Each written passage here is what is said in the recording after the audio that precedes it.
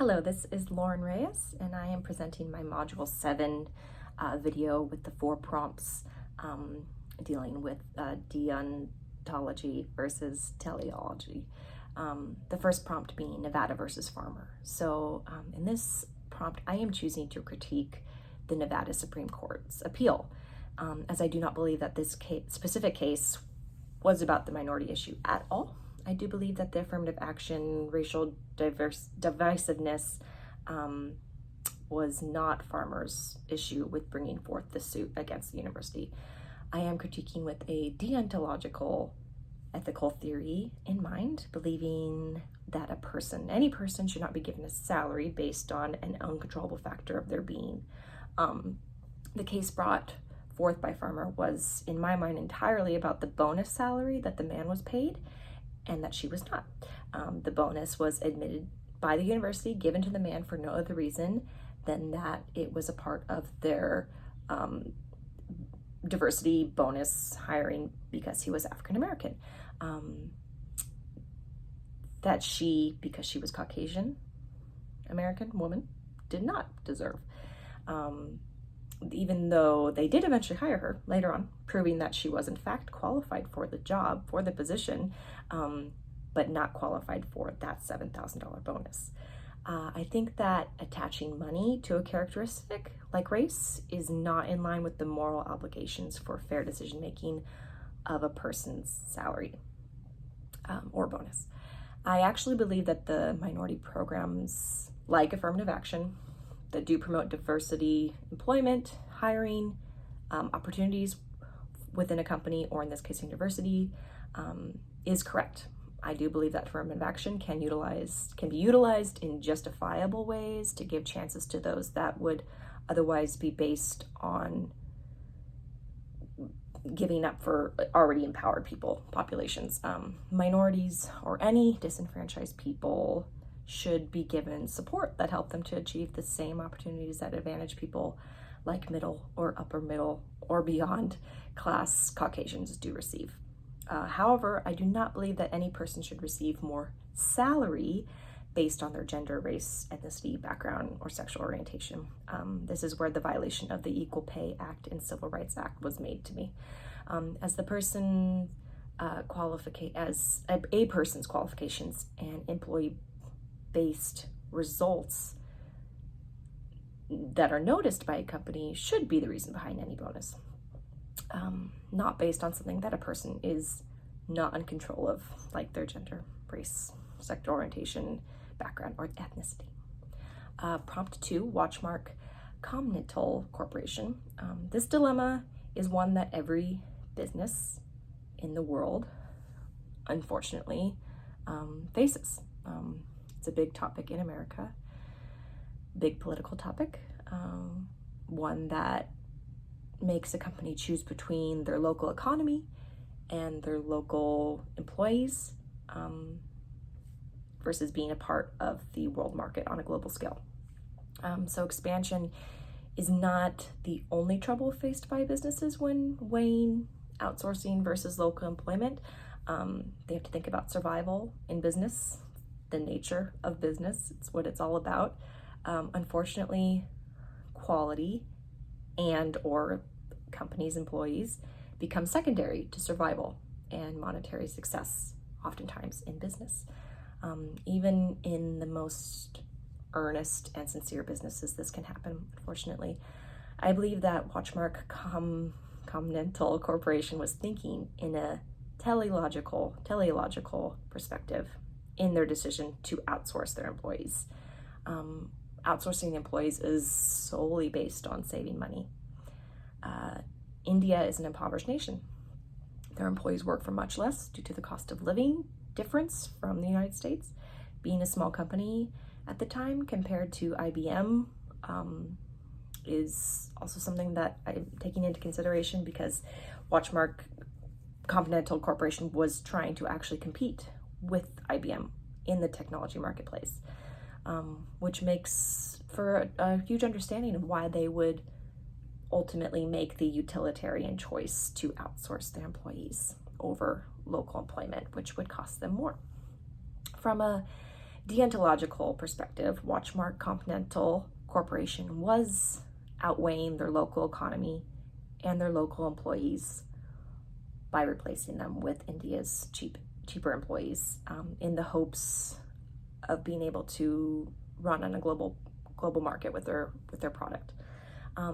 There is little to no basis from a deontological ethical perspective when it comes to the practice of outsourcing, in my opinion.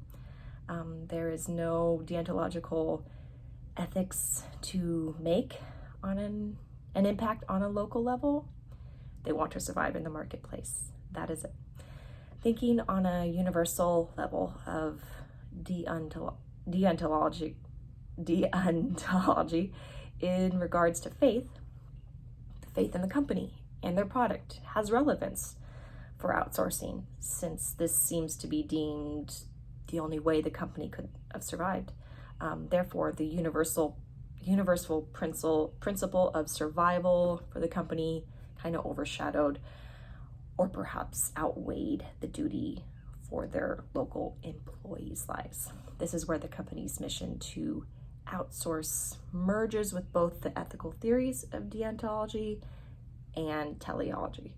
The universal duties to the company's survival collide with being able to realize its product's own self-actualization on a competitive market.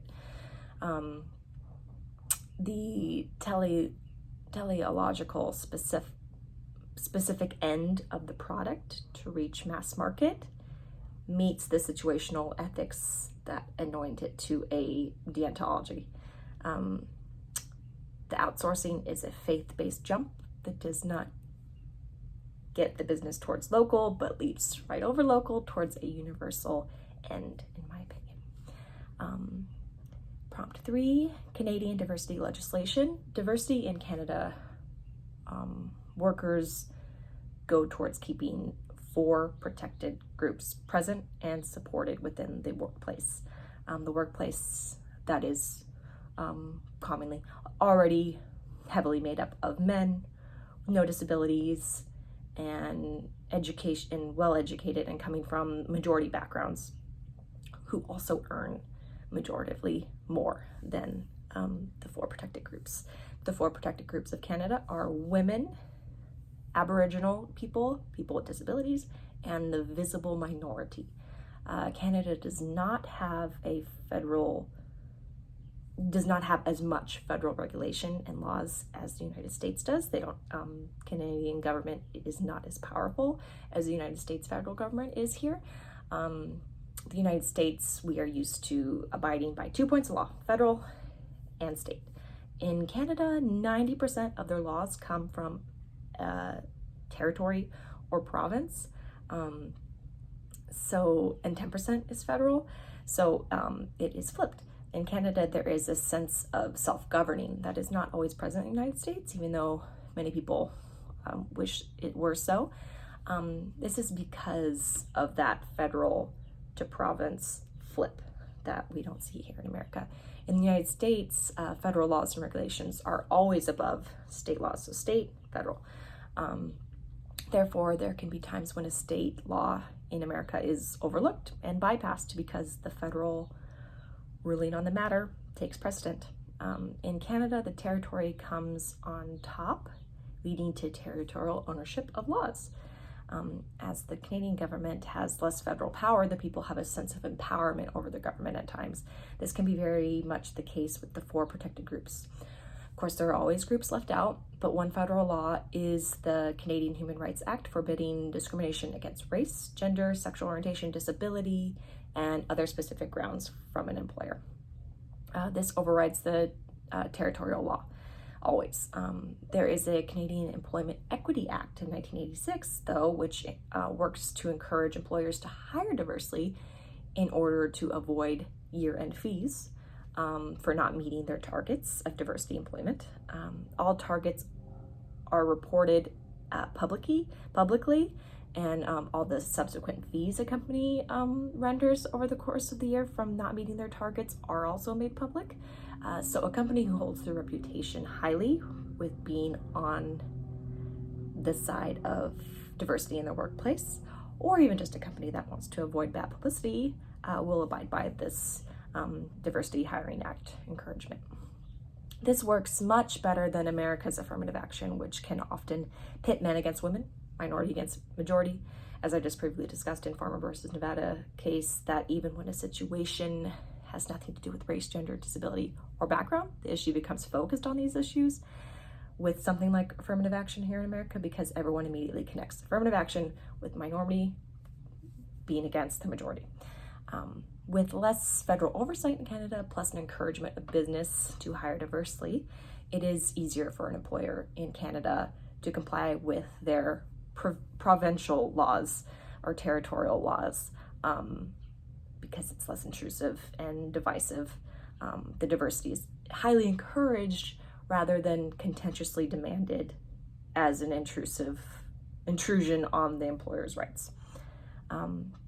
Prompt 4, media diversity exercise. I watched true crime shows on investigative discovery, which aired between 7 and 10 p.m.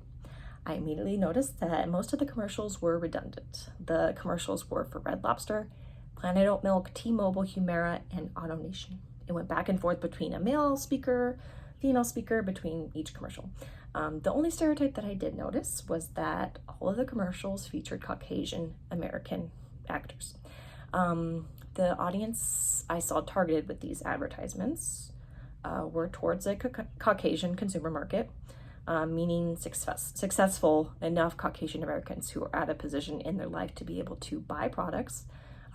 This Caucasian only stereotype plays into a cultural message that perhaps only white Americans can afford to purchase these products. This can be seen ridiculous because obviously it is simply not true. However, the fact of the matter is, I did not see one single role played by someone other than a Caucasian actor during my time watching investigative discovery. Thank you. Enjoy.